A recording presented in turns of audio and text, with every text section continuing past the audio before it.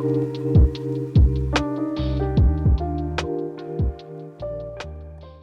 YouTube, today I'm going to show all you little drug addicts how to slice, print, and assemble this adorable little pot that is smoking a tiny little doobie. Don't have a 3D printer? Too lazy to make it yourself? Buy it from my Etsy shop.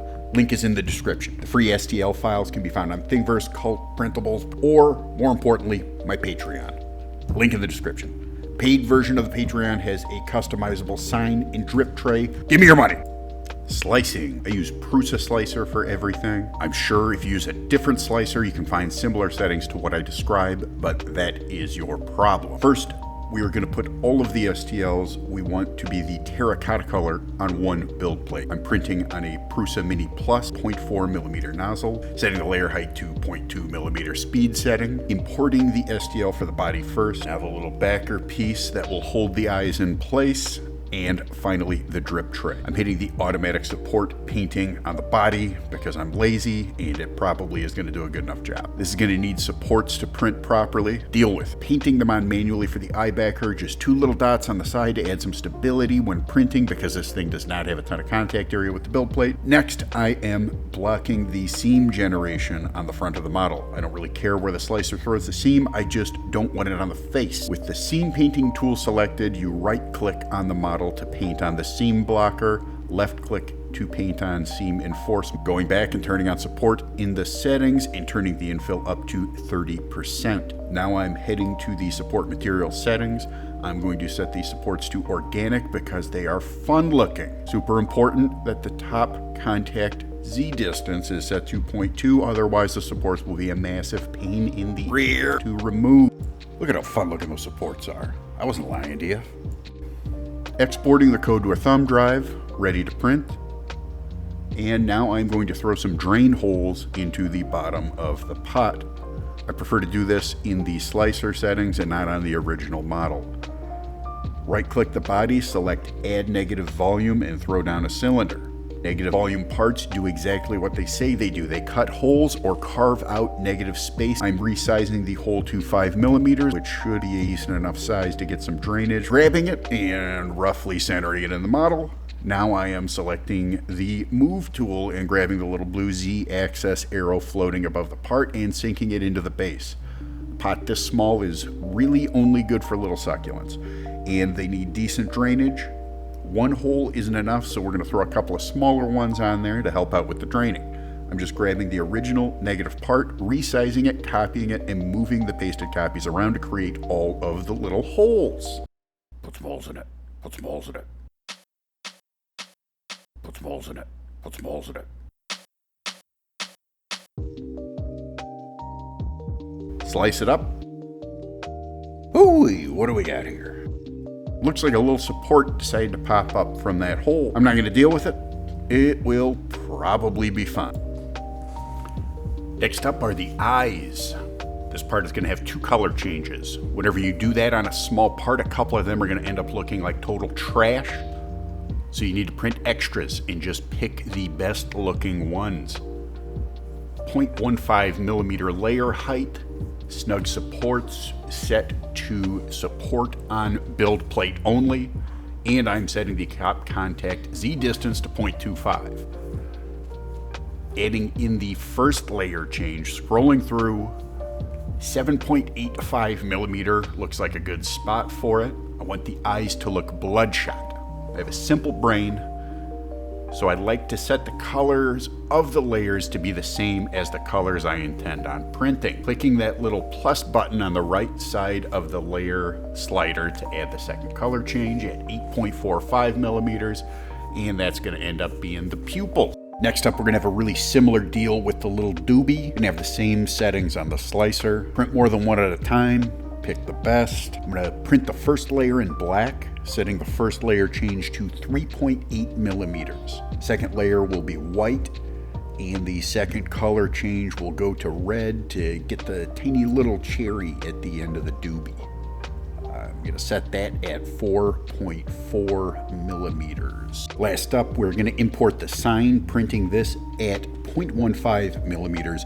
No supports, 20% infill. This will be a dark green color with a single color change to highlight the text, which I am putting at 3.3 0.35mm. Now that we have all the parts sliced up and exported, it is time to rock out to some great, generic, royalty-free YouTube music while these things print out.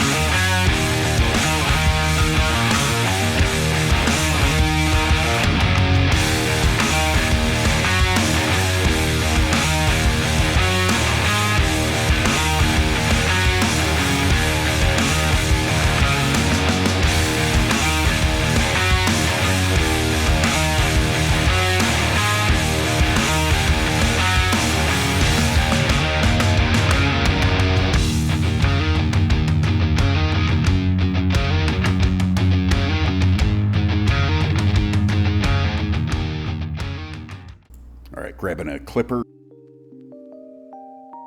and a scraper. Time to clean up the print and assemble this little guy. Starting off with the body. To get it off the build plate, you should flex the plate and use the scraper. I was coming at it from an odd angle because this was my first time trying to film myself working. Definitely do not want to squeeze the top, especially if you have freakishly strong grip strength from decades of exercise.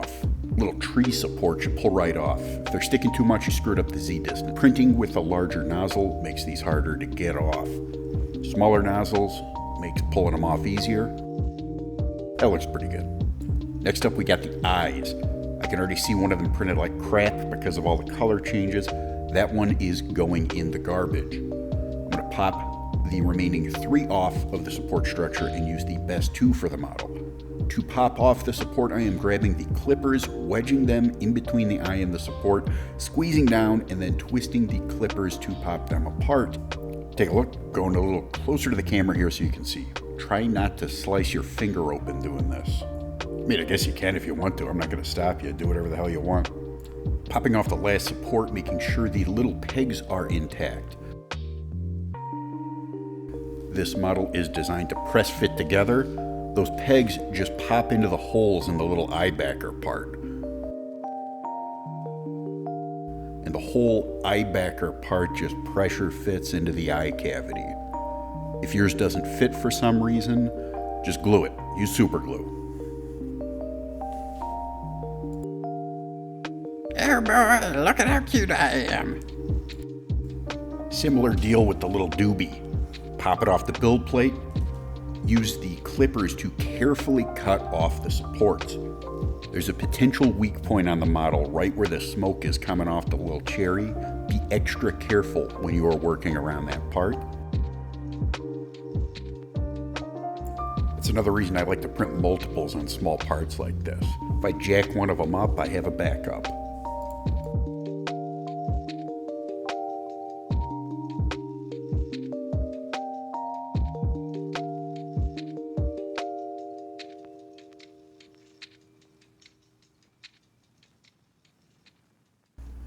These both turned out decent, but I'm still throwing one of them in the garbage. No point in hoarding little bits of plastic. Throw it away.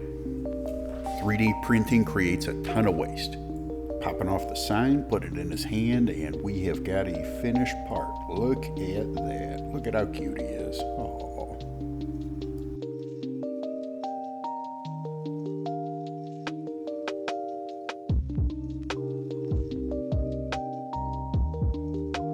You should burn your house down. Yeah, drugs are fun.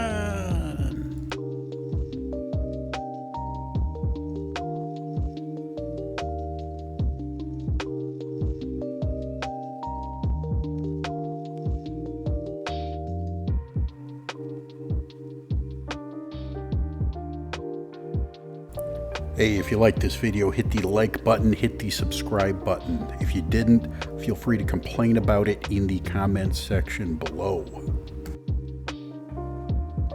Put some holes in it, put some holes in it, put some holes in it, put some holes in it.